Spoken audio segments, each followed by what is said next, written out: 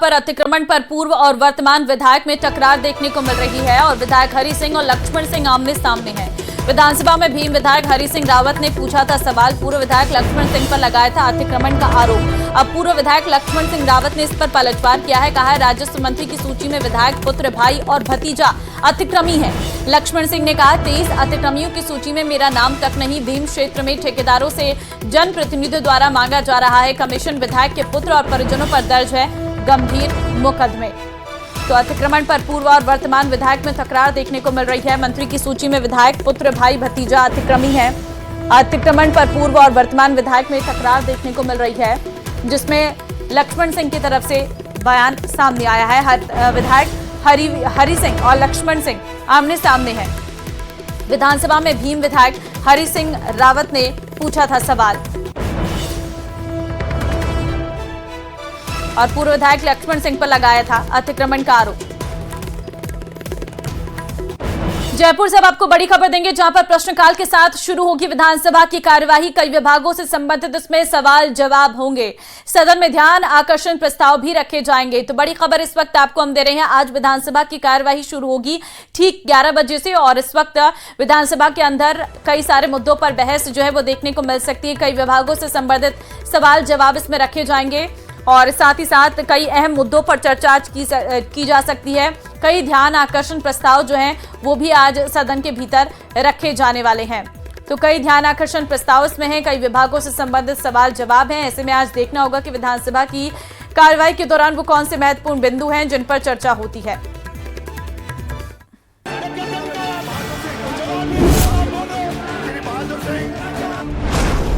नवंबर तक हो सकते हैं शहरी निकाय चुनाव। सदन में यूडीएच मंत्री जाबर सिंह खर्रा का जवाब। वर्ष 2025 में सभी नगर निकायों का एक साथ चुनाव करा दिया जाए और ये अवधि लगभग आपके नवंबर के आसपास हो सकती है। वन स्टेट वन इलेक्शन पर भी रखी राय कि एक देश और एक चुनाव होना चाहिए, ताकि बार बार चुनाव होने से जो आचार संहिता लगती है और आचार संहिता लगने की वजह से जो विकास की गति बाधित होती है वो गति बाधित नहीं। विधानसभा में बिजली, पानी समेत कई मुद्दों पर चर्चा की गई, जिसका जवाब संबंधित विभाग के मंत्रियों ने दिया। इन सब के बीच वन स्टेट वन इलेक्शन नीति के तहत निकाय चुनावों की संभावित तारीख को लेकर चर्चा हुई। नेता प्रतिपक्ष टीकाराम जूली ने सरकार से पूछा कि निकाय चुनाव कब होंगे, जिस पर यूडीएच मंत्री जाबर सिंह खर्रा ने जवाब दिया कि 2025 के नवंबर तक चुनाव कराए जा सकते हैं। सरपंचों का तो आप लोगों ने टाइम बढ़ा दिया, लेकिन वही सरपंच जहां थे वहां नगर पालिका बन गई, उनको चेयरमैन बना दिया और उनको जो ऑर्डर हुआ था ये ऑर्डर ये हुआ है कि जब तक अगला चुनाव नहीं होगा जब तक आप इसके चेयरमैन रहेंगे। तो ये दोहरी नीति सरकार क्यों अपना रही है? सरपंचों का तो उन्हीं सरपंचों का कार्यकाल तो बढ़ गया, लेकिन वही सरपंच जो चेयरमैन बन गए उनका कार्यकाल नहीं बढ़ाया गया। माननीय मंत्री जी। माननीय अध्यक्ष महोदय, मैं सदन को, नेता प्रतिपक्ष को बताना चाहूंगा कि अभी हमारा पुनर्सीमांकन और वार्डों के पुनर्गठन का काम चल रहा है। ये कार्यक्रम पूर्ण होने के बाद मतदाता सूचियों का काम चलेगा और मतदाता सूचियों का काम पूर्ण होने के बाद राज्य सरकार का मानस ये है कि वर्ष 2025 में सभी नगर निकायों का एक साथ चुनाव करा दिया जाए और ये अवधि लगभग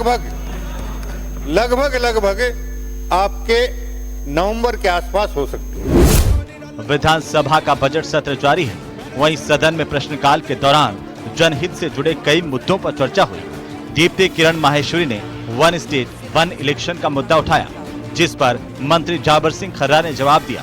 इस पर मंत्री जाबर सिंह खर्रा ने कहा कि बार बार चुनाव आचार संहिता लगने से विकास के कार्य बाधित होते हैं। वन स्टेट वन इलेक्शन लागू होने से सभी नगर निकायों के चुनाव एक साथ होंगे, इससे बार बार विकास कार्य बाधित नहीं होंगे।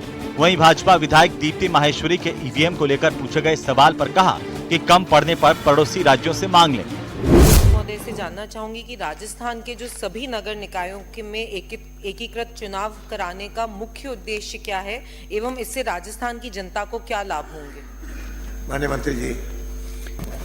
माननीय अध्यक्ष महोदय, मैं आपके मार्फत सदन को और माननीय सदस्य को बताना चाहूंगा कि एक राज्य एक चुनाव का मूल उद्देश्य यह है कि पिछले आज की वर्तमान स्थिति में हमारे पास जितने नगर निकाय हैं उनके चुनाव लगभग 8 चरणों में संपन्न हुए थे। बार बार चुनाव संपन्न होने से बार बार आचार संहिता लगती है और आचार संहिता लगने से विकास कार्यों में व्यवधान उत्पन्न होता है। इसलिए भारत सरकार के एक राष्ट्र एक निर्वाचन कार्यक्रम के परिप्रेक्ष्य में राज्य में भी एक राज्य एक चुनाव योजना पर गौरतलब है कि राजस्थान में शहरी निकाय चुनाव को लेकर सरकार की तैयारी जारी है। वार्ड सीमांकन और वोटर लिस्ट अपडेट का काम पूरा होते ही चुनाव की तारीखों की घोषणा होगी। सरकार की योजना है कि 2025 के नवंबर तक सभी निकायों के चुनाव एक साथ कराए जाएं ताकि विकास कार्यों में रुकावट न आए। Bureau report, news 18 Rajasthan. चलिए वक्त एक छोटे से ब्रेक का है, फौरन हाजिर होते हैं।